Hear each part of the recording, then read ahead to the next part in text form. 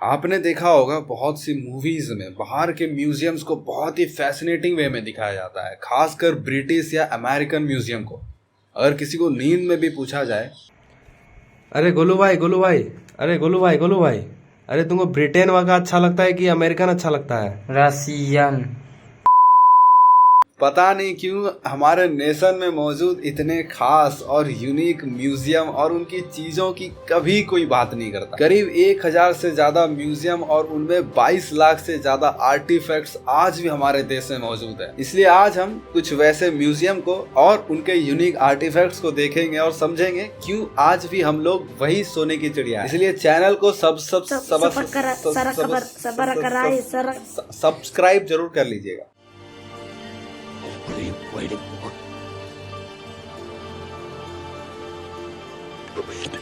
क्या किसी गोरे को अंदाजा भी होगा, राजस्थान के जयपुर शहर में एक बेहतरीन जगह है सिटी पैलेस। 2 प्योर सिल्वर की कटोरी है, वजन 240 केजी और Guinness book of world record में दर्ज है the largest single piece of silver. और कोलकाता के इंडियन म्यूजियम के पास 5th सेंचुरी के 52,000 से ज्यादा क्वाइंस के कलेक्शन है। ये म्यूजियम वर्ल्ड का सबसे पुराना और एशिया का सबसे बड़ा म्यूजियम। आपको पता होगा मुगल्स ने हमारे कितने प्राचीन यूनिवर्सिटीज लाइब्रेरीज को जलाकर खत्म कर दिया, पर इस म्यूजियम के अंदर 50,000 से ज्यादा एंशिएंट लिटरेचर सही सलामत मौजूद। यहाँ आपको लिटरली बहुत अच्छे कंडीशन में डायनासोर्स के कंकाल देखने को मिलेंगे। शायद आपको ये पता होगा करीब 18 करोड़ साल पहले भारत अफ्रीका से स्प्लिट हुआ था और एशिया में मिला। पर जानकर आपको हैरानी होगी कि अफ्रीका यानी गोंडवाना के इसी हिस्से में लाइफ ओरिजिनेट हुई थी, ऐसा अनुमान लगाया गया। इसके मुताबिक हमारे कोलकाता में जो इनवर्टिब्रेट जीवों के फॉसिल्स हैं, इसे जो आप स्क्रीन पर देख रहे हो, ये चीज पृथ्वी की सबसे पुरानी फॉसिल है, यानी सबसे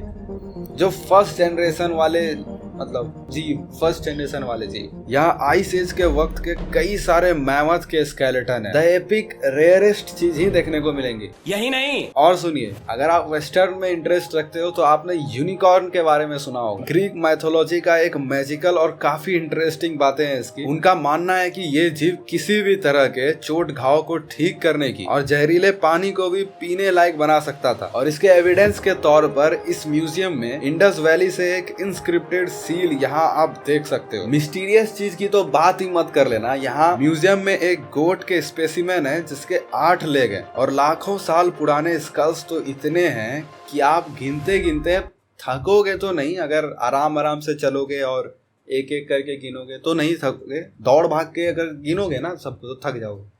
क्या बोल रहा हूं? देखो भाई, कहने को तो ये बात है ही कि पुरानी बातों को जाने देना चाहिए, पर सीरियसली हमारे सरकारों को तो पता होगा ही कि ब्रिटिश म्यूजियम में कितने सारे हमारे लूटेड सामान ऐसे सैद के रखे हुए हैं। आजादी के इतने दिन बाद भी कम से कम कोशिश तो करनी चाहिए थी। छत्रपति शिवाजी के तलवार, उनके टाइगर क्लॉ, महाराजा रंजीत सिंह के अस्त्र शस्त्र, सिंहासन, यहाँ तक कि कपड़े भी लूट के ले गए वो लोग। हाल ही में ब्रिटिशर्स के द्वारा एक राम नाम की अंगूठी टीपू सुल्तान की थी, ये बोलकर नीलामी करी गई है। एकदम फेक बात है, एक्सपोज करना चाहूंगा इसको। असल में टीपू सुल्तान नाम का एक बहुत ही बेकार आदमी था। ये कुछ ऐसी बातें हैं जो कि हमारे स्कूल हिस्ट्री की किताबों में या किसी तरह से हमें कभी नहीं बताया गया। हैदर अली नाम का मैसूर के राजा कृष्णा राज के यहाँ एक लो रैंक्ड मिलिट्री कमांडर था। उसने छल से पहले राजा कृष्णा राज को बंदी बना लिया और उन सारे लोगों के गले काट दिए जो कि राजा बन सकते थे। और हैदर अली के मरने के बाद उनके बेटे टीपू सुल्तान को तख्त पर बैठाया गया और उसने औरंगजेब से भी ज्यादा कत्लेआम मचाए। हमारे एंसेस्टर्स को धर्म ना चेंज करने पर बस मार डाला जाता था। ब्रिटिश म्यूजियम में एक राम नाम की अंगूठी थी। वे बताते हैं कि टीपू सुल्तान को जब उन्होंने मारा था तब उनकी उंगलियों से ये अंगूठी उन्होंने निकाली थी। ये बहुत ही बेकार बात है, प्रूफ के साथ बताता हूँ। एक ब्रिटिश ऑफिसर लॉर्ड वेलेस्ली ने, जिसने टीपू को मारा था, चर्चिल को लिखे गए लेटर में विक्ट्री एक्सप्लेन करते हुए लिखा है, टीपू सुल्तान ने उस दिन व्हाइट ड्रेस पहनी थी, एक कमरबंद और एक तलवार की बेल्ट थी,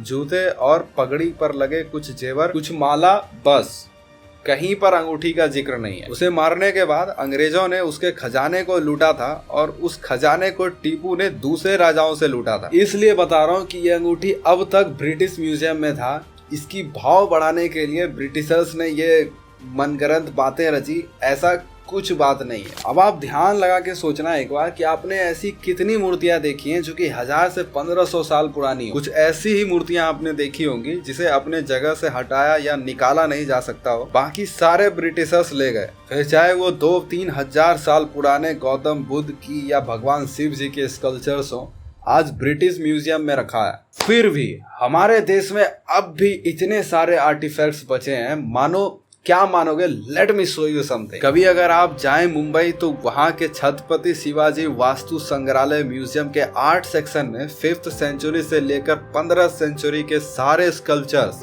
यहाँ अब भी सही सलामत रखी हैं और लगभग सभी शिवाजी महाराज से जुड़े वेपन्स, तलवारें, आर्मर, ढाल, अलग अलग तरह के डेडली खंजर काफी अच्छी कंडीशन में सेफ है। एक म्यूजियम है ट्रेन्स की। वैसे तो 1881 जर्मनी में फर्स्ट इलेक्ट्रिक ट्रेन बनकर चलाई गई थी। इंडिया में पहली बार 1930 में पुणे से मुंबई के लिए शुरू किया गया था। डेक्कन क्वीन के नाम से इस ट्रेन को जाना जाता है और आज भी आपको national rail museum new Delhi में देखने को मिलेगा। बट ये वो पहली इलेक्ट्रिक ट्रेन इंडिया की नहीं थी, वो पहली यूज की गई पब्लिकली इलेक्ट्रिक ट्रेन थी। Electric locomotive 4502 sir Leslie Wilson वो first generation 1500V DC electric train थी। इसे खकिस यानी क्रैब कहा जाता था क्योंकि स्टडी पोजीशन पर इसके अंदर से किसी के कहराने की आवाज निकलती थी और इसे भी आप उसी म्यूजियम में देख सकते हैं। और स्टीम इंजन ट्रेन की बात करें तो वर्ल्ड की ओल्डेस्ट वर्किंग स्टीम लोकोमोटिव यहाँ पर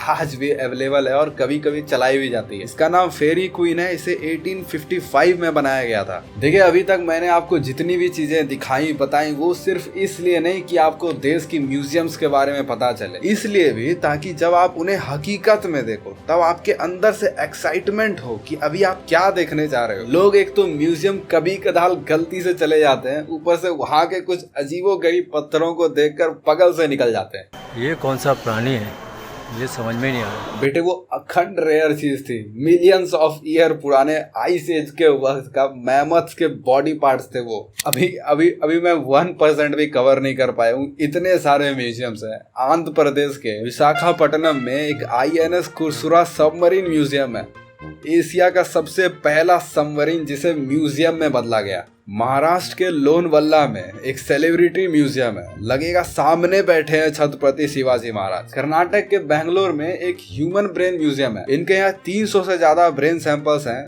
30 साल की कलेक्शन है। न्यू दिल्ली में एक सुलभ इंटरनेशनल टॉयलेट म्यूजियम है, यहाँ आपको टॉयलेट के इवोल्यूशंस का पता चलेगा। 85 देशों से 6500 एक्सिबिट्स यहाँ हमारा इंतजार कर रहे हैं। So you sit like this and then okay, you finish everything, finish the business.